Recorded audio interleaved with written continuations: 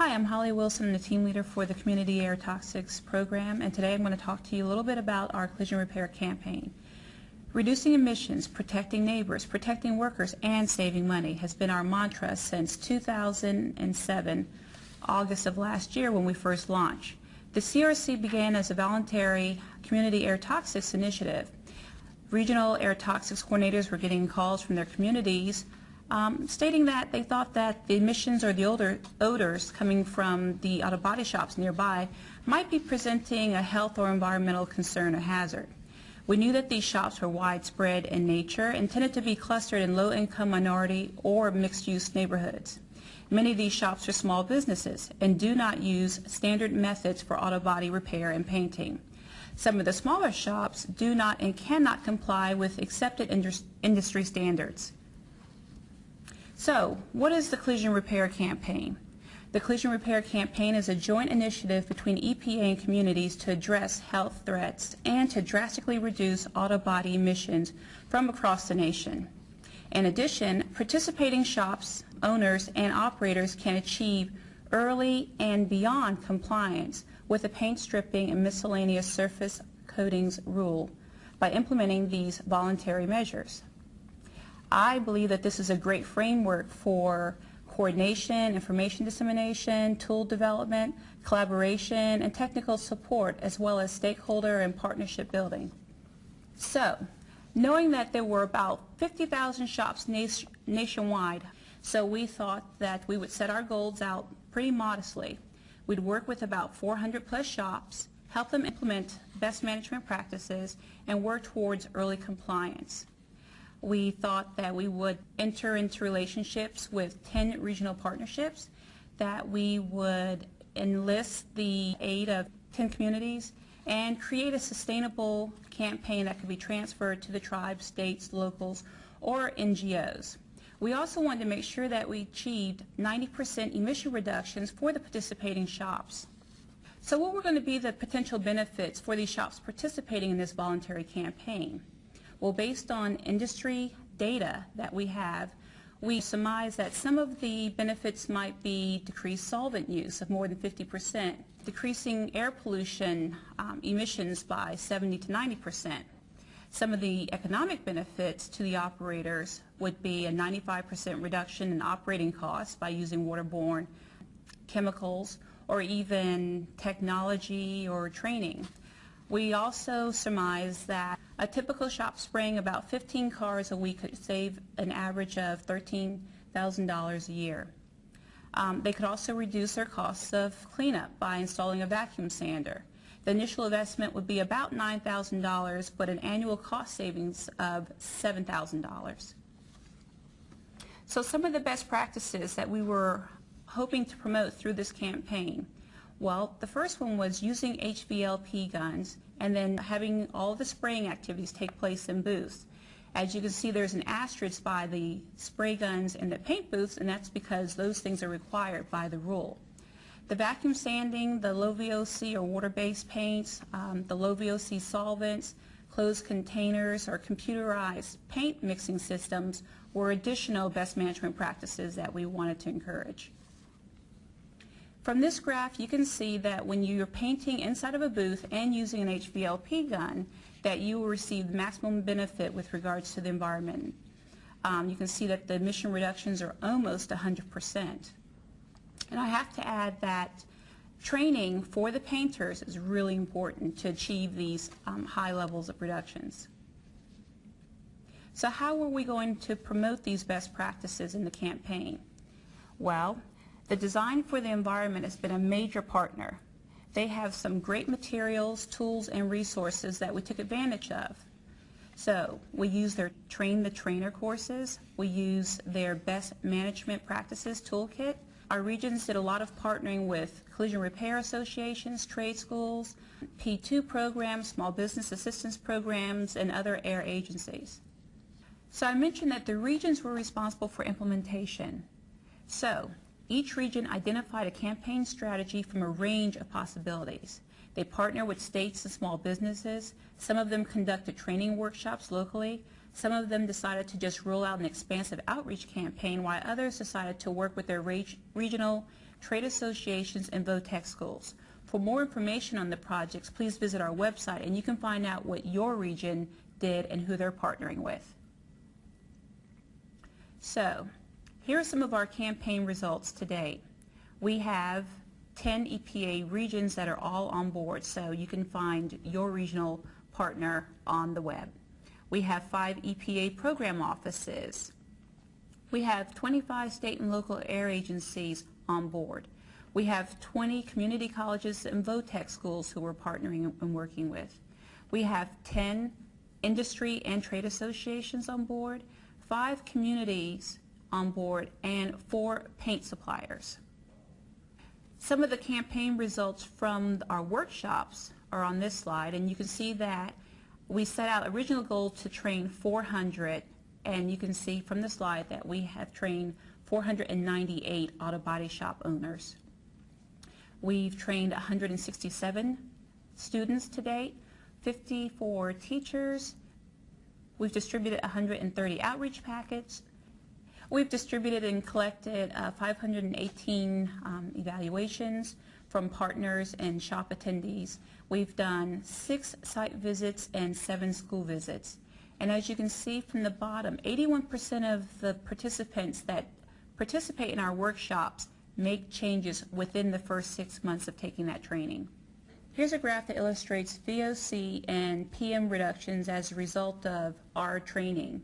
So you see that the numbers are extremely high in the first column with those who have no knowledge of best management practices.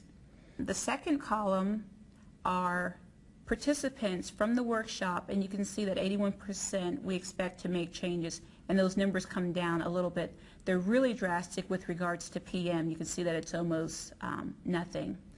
The next column talks about these particular shops decreasing their PM and VOC in 2011 after the rule takes effect. And remember, one of our goals is to get these reductions before 2011. We're really trying to encourage early reductions.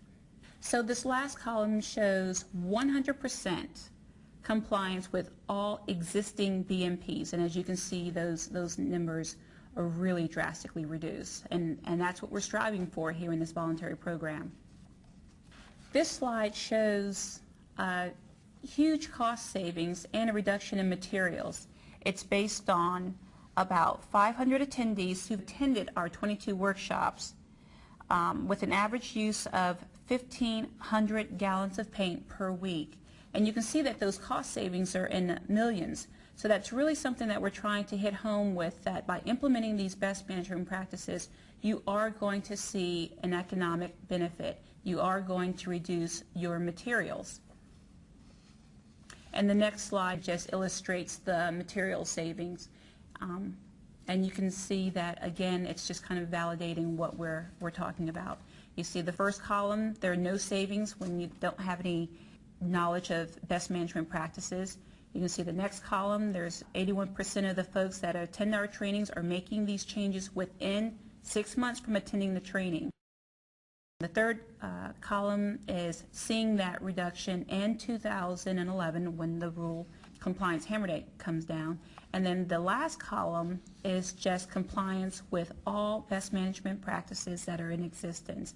And you can just see that huge spike in material savings. So best management practices are a good idea. Here's just a list of some of our external partners. So over the next 12 months, we're hoping to accomplish these things. We'd like to complete and distribute our DVD, and that DVD will talk about the rule.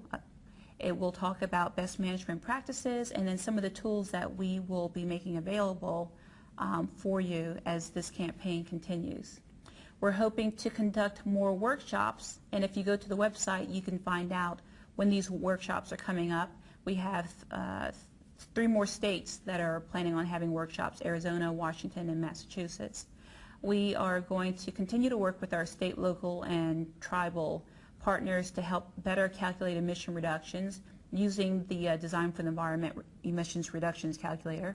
So please visit our website and stay abreast of what's going on in the campaign. This is a continuation of our laundry list of things to complete over the next 12 months. We're hoping to enroll 25 new partners to help us carry the message, conduct more training workshops, continue our outreach and consensus building with the region, states, industry, and any other interested stakeholders. We want to create a fact sheet summarizing the rule requirements. We want to create a training checklist for the shops. We're also exploring SEP opportunities as a way to help fund some more of our efforts, and we're also tracking results. So here's a list of some of the tools and actions needed. This was basically feedback that we received from our shop attendees. And as you can see, we have a lot on our plates. Here's our website. The website is constantly being updated. But a couple of things I wanted to point out to you was the fact that we have a link to the rule. So if you don't have the rule or you need to brush up on it, you can find the link on the website. There's a link to a brochure, kind of the Reader's Digest version or the high points of the rule. There's also a link to upcoming workshops. So this is another screen capture of the website, and you can see that we have a coming soon text box. And that's just letting you know of the tools that are coming out. And as we develop these tools, this is where you want to go. And we will have them listed. So anything that we have coming down the pike, you'll find it on the website, and we'll try and give you an approximate date when we expect it to be out and available to the public. The last box is a cool tools, and again, as we develop tools, you'll find them right there in that cool tools box. So for now, we have the emissions calculator, we have a link to the improving air quality in your community. We also have a self-checklist that's available for the shop owners, where they can take this checklist and kind of see where they are, maybe audit their best practices and see where they need to tighten up, or where they might need some technical help from EPA. For more information on some of the programs that we talked about earlier, you can find their web links right here. The Design for the Environment website has a lot of great resources that I think that you'll find valuable. You'll see that we have a URL for the Area Source Standards website. There's a link to OECA's website. And then the Environmental Results Program, there's a link where you can find more about what's going on there. So, if you have any questions, comments, if you want to be a partner, if there's some tools that you think we need to look into developing that we don't already have, please feel free to contact me either by phone or by email. And at the bottom, again, you'll see our CRC website. Stay tuned. You can find out what's going on in your region, tools as we develop them, and anything else that might be going on with the campaign. We're going to post it on the website. And if there are any partners out there that want to link off of the website, please feel free to email me your links. Thanks, and have a great day. Thank you for joining us for today's webcast. We look forward to working with you in the months ahead. We hope you'll share this information and websites you saw in today's webcast, and that you'll help us promote the Collision Repair Campaign, the Best Practices DVD, and the other tools and resources we have developed to support the Collision Repair Campaign. Please visit the CRC website at the following link for additional information. Today's webcast will be archived over the next month at epa.gov/APTI. If you know of others who would benefit from seeing this webcast, please pass along these websites to them. Thank you for joining us.